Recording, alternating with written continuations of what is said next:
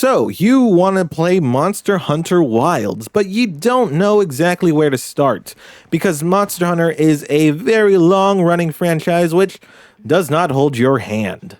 And perhaps you're finding it a little bit difficult to find your footing. Well, in this video, I will present to you the 3 simple tips I have that will allow you to find the fun as quickly as possible. And now this video is meant for the barest bones of beginners when it comes to Monster Hunter. If you've played another Monster Hunter before, then this video very likely will not be helpful to you in any sense. But if Monster Hunter Wilds is to be your first, then this should help quite a bit. Because these are the 3 things that I had to learn before I truly found the fun when it came to Monster Hunter Wilds. And yes, I too am very much a beginner to Monster Hunter. In fact, Monster Hunter Wilds will be my first Monster Hunter game. And I know what you're thinking right off the rip. Well, if this is going to be your first Monster Hunter game, how could I possibly look to you as a guide? Well, because I was very much in the same boat as you. Just 2 weeks ago, I did not like Monster Hunter Wilds. But with persistence, because yes, it takes persistence, I very quickly found the fun. And so I think I am quite a suitable guide because I was in a very similar place as you. And these are the 3 things that I learned while playing the Monster Hunter Wilds beta that really made me find the fun fast. And so now I want to impart those tips to you. The first thing I'm going to need you to do in order to find the fun of Monster Hunter Wilds is to forget everything you know. Because I am once again assuming this is your first Monster Hunter game, then you're very likely to be in a similar headspace as I once was, where I approached this game as if it were just any other action game. You know, maybe I played a lot of Elden Ring last year, and I'm trying to apply those same gameplay mechanics to this game. That is the worst thing you could do for yourself when it comes to Monster Hunter, because Monster Hunter has its own way of doing things, and does not change in order to appeal to more general audiences. And so the most important part of Monster Hunter, and the thing you'll be doing the most in Monster Hunter, is, yep, you guessed it, hunting monsters.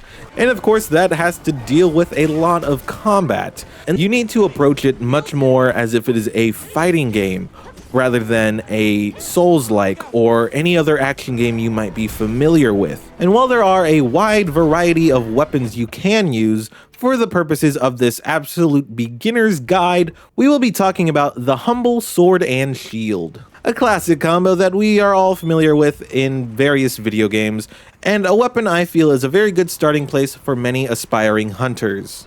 And now, a moment ago when I said you should think of Monster Hunter as more of a fighting game as opposed to a Souls-like, what I meant in that is that you aren't necessarily just swiping your sword until the monster falls. You instead have to be a lot more thoughtful about the button inputs you are using in combat.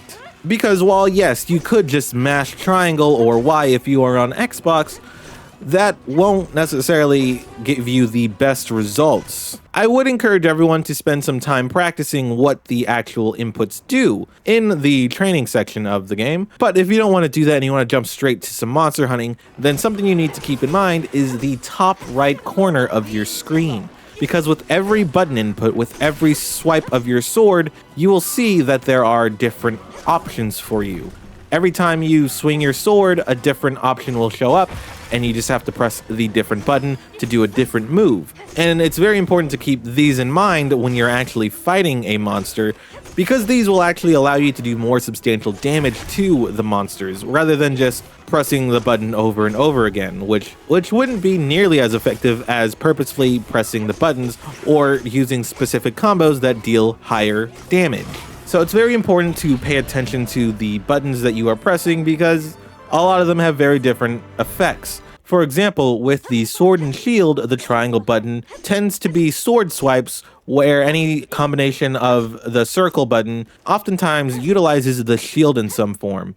And the fun thing about the Sword and Shield combo is that the sword, that does slash damage, and with the shield you can potentially stun a monster, which would then allow you to go in there and deal even more damage. And another great thing about the sword and shield is that you can block monster attacks, which are very helpful. And now while dodging is also a very good option for you, blocking sometimes will be the safest option because it's the more tried and true. Sometimes you won't be able to dodge away fast enough, but in my experience, a block has always worked, and in some cases, you can also get into a pretty epic power clash with certain monsters, and that just makes you feel so badass once you pull it off. And that is only scratching the surface of the combat. This is meant to only be a beginner's guide, more of a jumping off point, where there are a variety of weapons besides the sword and shield. There are so many options presented to you as a hunter, and all of these weapons follow the same basic structure, where you should pay attention to the actual inputs that you are doing. That way you can find more success with them. So definitely consider going into a training room with each weapon until you find whichever one works the best for your playstyle. The sword and shield just feels like the best starting place for most hunters, and as I did this video, I very much fell in love with the sword and shield. It's pretty sick. And the last thing we have to talk about when it comes to combat in Monster Hunter Wilds is the focus mode, where if you hold down left trigger, you sort of get a reticle to aim your attacks towards. And this allows you to not whiff so many attacks, because if you are using a heavier weapon like a hammer or a greatsword, oftentimes you very well may miss your attacks. And there's nothing wrong with that. I know it might feel frustrating to just get whiffs on so many swings. It's to be expected. These things happen. They're fine. But with the focus system, you are able to sort of get away from whiffing as much as you possibly can, because with the focus system, you can just turn your character and they'll hit your target more often than not. And whenever you do enough damage to a monster, you'll also start to open wounds. And when you're in focus mode, you can see those wounds and then you can target them specifically, and that way you'll do more damage. Or you'll even be able to do a precise strike on these wounds and do massive amounts of damage. And that pretty much covers the basics, the bare minimum basics of combat that you will need to understand when you play Monster Hunter Wilds. The bullet point there really is, don't look at this as a Souls game. I know we all love Elden Ring, we all loved Dark Souls. In a lot of ways, those games may have rotted our brains in more than one way. And one of the ways that they might have rotted our brains is thinking that combat needs to be played in one specific way. That is not the case. The combat of Monster Hunter Wilds is very much its own thing that should be looked at more as a fighting game as opposed to a Souls-like. That was the first thing I had to overcome to really start finding the fun. The second thing I needed to understand for Monster Hunter Wilds is that it is a marathon, not a sprint. Another thing that I did not comprehend at first with Monster Hunter is the fact that, yeah, you aren't going to defeat these monsters outright the first time you see them. That's not the kind of game that Monster Hunter is. Like I said, coming from a Souls background, whenever I see a massive boss fight, I'm like, okay, here we go.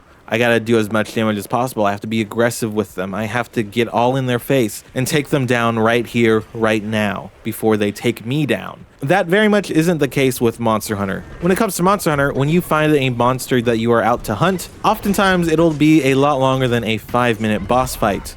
When it comes to Monster Hunter, you're going to be facing very, very large enemies with massive health pools that you don't actually see. Instead, you have to focus more so on the actual animations of the monsters you're fighting to really determine how close you are to defeating them. The only indication you'll have is based on whether they start limping or start running away from you, because they will run away from you. And initially, that was something that frustrated me when they started running away, and I'd be like, okay, well, that sucks. I have to go chase them down. That's a part of the hunt, because they know that they're in danger, because you are doing enough damage to scare them. Now it's up to you to keep the pressure on them. And it's in these moments when you're chasing them down where you have to sort of refresh your loadout, because your weapon might be low on durability, and now is the perfect time for you to sharpen your tools so that you can continue the hunt. Now, I don't necessarily know how it'll be in the full game, but in the beta, it's pretty impossible to defeat a monster on your first encounter with it.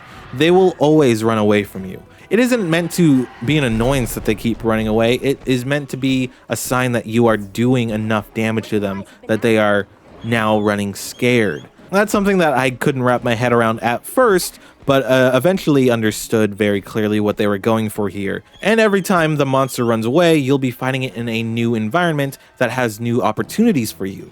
keep a lookout for the environment around the monster to see if you can potentially drop a boulder on it or trap it in vines.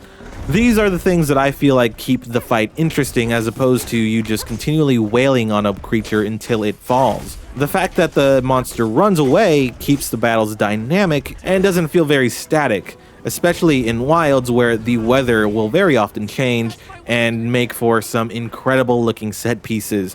And as these monsters run across the world, they may also come face to face with another monster and just add to that epic feeling that you can only get in Monster Hunter. And now for the last tip I have to impart onto you all. When it comes to Monster Hunter, prep time is very much your friend. Because I know a lot of Monster Hunter veterans out there will probably laugh at this, but this game is difficult. This game isn't meant to be a walk in the park. There are a lot of monsters out there that will absolutely kick your ass. It was fascinating to play the beta and fight every monster that was available, and then go online and see how some of the veterans are like, oh, this boss fight was too easy, this monster hunt was way too easy. And I'm like, it absolutely wasn't. Full stop, this game is difficult, and it is supposed to be. If you are dying a lot to monster hunts, don't let that discourage you. It just means you need to learn from your mistakes. And I know there are a lot of veterans out there who will probably make you feel like, oh, I just suck at this game. They're veterans for a reason. They've been playing thousands of hours of these games for a very long time. But I would imagine that their first Monster Hunter was a difficult experience because they didn't know that prep time is your friend. Before you fight any monster in this game, you have to very carefully consider what weapons you're bringing with you, because you're only allowed to bring 2 with you. So if this is a monster that is vulnerable to slash attacks, bring something with slash, or if you'll benefit more from having a blunt weapon, maybe bring a blunt weapon. And always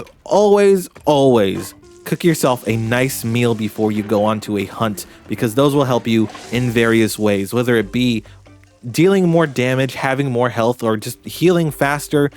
Cooking a meal before every hunt will always benefit you and is something you should always do. And it's also worth making sure that you always bring with you some sort of trap, because traps are very useful out in the field, as well as healing items. Because while not every monster will require you to have the most optimal healing items with you or having specific traps with you, some of them will. And you'll definitely want to bring everything you have against specific monsters. So before you go out on a hunt, make sure your items are in order so that you use everything you possibly can to your advantage when you fight some of these absolutely giant monsters, so that you have even close to a fair fight with some of these monsters. And with that, those are the 3 tips that I have to give to the very barest bones, the absolute beginners of Monster Hunter when it comes to Monster Hunter Wilds. Because yes, I was very much like you, where this game was not clicking with me until I finally wrapped my head around these 3 core things. And once I learned these things, my God, has this game had me in a chokehold for nearly 2 weeks. I cannot wait for the full release of this game, and I'd count myself as one of the lucky ones because I have only waited 2 weeks for this game, whereas so many other people have been waiting years. So I feel like I did the right thing, honestly. And it's so fascinating to have been on the outside looking in on Monster Hunter and hearing how people talk about putting literal thousands of hours into this game. And I was just like, how could you possibly put thousands of hours into a single game? I put about 20 hours in the beta alone. So yeah, I feel like this game is going to be a problem for me. And I hope with these tips, this game will be a problem for you too. Because it feels like it's really something special. And I understand why this game franchise has existed for so long and has garnered so wide of a fan base. And now they can count me among that fan base. And hopefully, you out there who watch this. Please let me know if these tips helped you out when it came to starting in Monster Hunter Wilds. Of course, there are so many more things to get into when it comes to Monster Hunter that I just simply don't know at this point in my life. And there are so many other videos out there that will help you with those more advanced systems. But for now, I hope I was able to impart some wisdom on getting you started, because I hope everyone plays this game, because this game, it's great. But that's it. And until the next video, as always, stay safe and play some video games.